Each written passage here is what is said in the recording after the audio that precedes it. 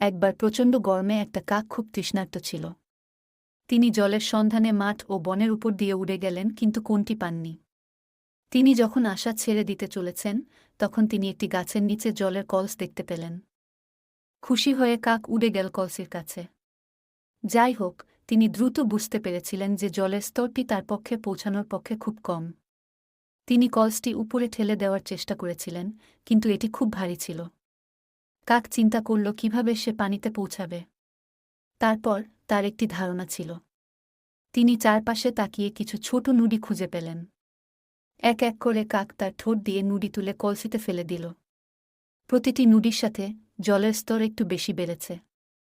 অনেক পরিশ্রম ও ধৈর্যের পর অবশেষে জলের স্তর কলসির উপরে পৌঁছে গেল। কাক আনন্দে জল পান করে তৃষ্ণা নিবারণ করল। গল্পের নৈতিকতা: যেখানে ইচ্ছা আছে, উপায় আছে।